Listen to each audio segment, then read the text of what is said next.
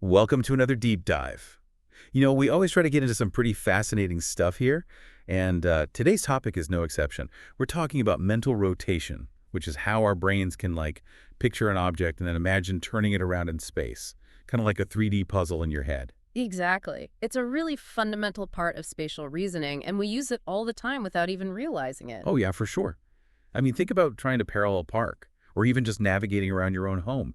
You're constantly using mental rotation to figure out where things are and how they fit together. Right, and it turns out there's actually a lot of research on this ability and how it might differ between people. And that's where the source material you sent comes in, right?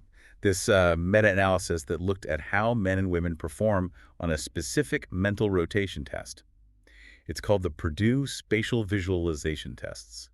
Visualization of rotations, or PSVT-R. Yep, that's the one. It's a really widely used test, and this particular meta-analysis combined data from 40 different studies, so it gives us a pretty comprehensive look at the research on this topic. So what's the mission for this deep dive? What are we hoping to uncover? Well, first and foremost, we want to understand what this research tells us about mental rotation abilities, particularly if there are any consistent differences observed between genders on this PSVT-R test. Okay, so are men better at mental rotation than women? Or vice versa? Well, it's not quite that simple. As with most things in cognitive science, it's a lot more nuanced than that. I figured. So let's get into it then. What were some of the key findings from this meta-analysis? Well, the biggest one is that across all the studies they analyzed, male participants, on average, did tend to score higher on the PSVT-R than female participants. Okay, so there is a difference. Yes, but it's important to understand how they measured that difference. Mm. They used a statistical measure called Hedges G, and the average effect size they found was 0.57. And what does that mean in plain English? Basically, it means the difference is considered moderate. It's not tiny, but it's not huge either. All right, so there's a moderate difference in favor of men on this particular mental rotation test. But you said it wasn't that simple, so there must be more to the story. Oh, absolutely. There's a lot more nuance here. For one thing, the researchers found a lot of variation in the size of this gender difference across the different studies. Meaning what? Like sometimes the gap was bigger and sometimes it was smaller. Exactly. And that variation wasn't just random noise. They estimated that about 41.7% of it was due to real differences between the studies themselves. Interesting. So what factors might have contributed to those differences? Well, that's what the researchers wanted to find out. They looked at a whole bunch of potential factors, but one really stood out: time limits. Time limits, like how much time people had to complete the test. Precisely. They found that the gender difference in PSVT-R scores tended to be larger when the test had strict time limits, like 30 seconds or less per question. So the men had a bigger advantage when they were under pressure. It seems that way. And conversely, when the time limit was more generous, or when there was no time limit at all, the gender difference tended to be smaller. That's fascinating.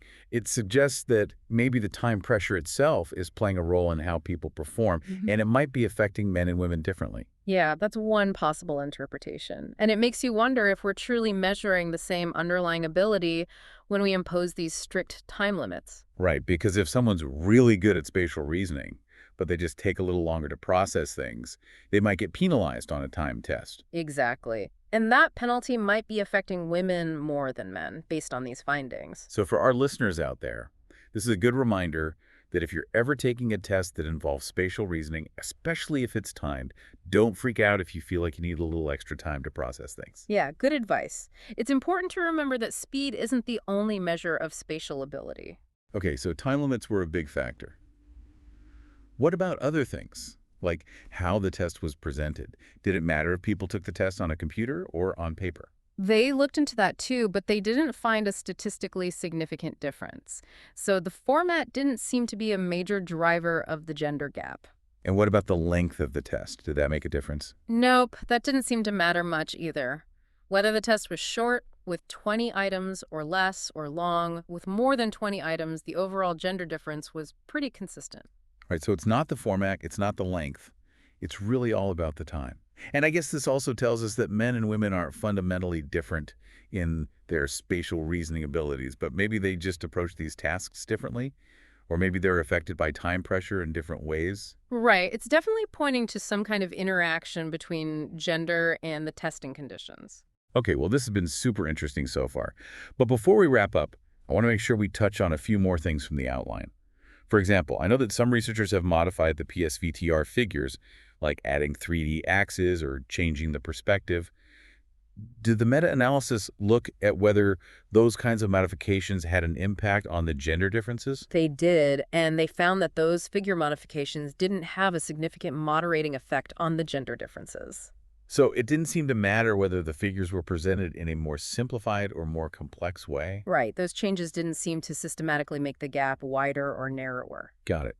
Now, another thing I was curious about is whether education level or field of study played a role in these findings. Like, Yeah. do people who study STEM fields perform better on the PSVT-R regardless of gender? That's a great question, and it's something they looked at as well.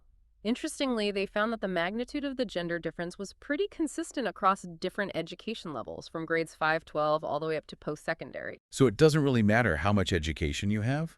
The gender gap seems to persist. More or less, yeah. And they also found that while there was a slight trend for non-STEM majors to show a smaller gap compared to STEM majors, those differences weren't statistically significant. So even if you're not a scientist or engineer, you're still likely to see a similar gender gap on this test. That's what the data suggests, at least for this specific test. It makes you wonder if it's tapping into some kind of fundamental cognitive ability that's not really shaped by what you learn in school. It's possible, and it highlights the importance of looking at different measures of spatial ability because they might not all show the same patterns. Okay, one last thing I wanted to touch on. You know how there's always a lot of talk about publication bias in research, where studies with certain results are more likely to get published than others?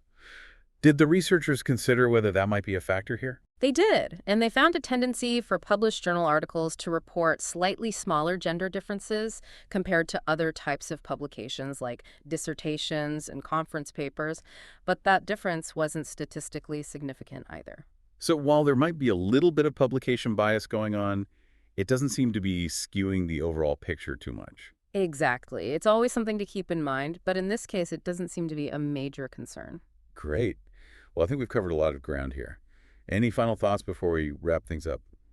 Just that this meta-analysis really highlights the complexity of studying cognitive abilities like mental rotation.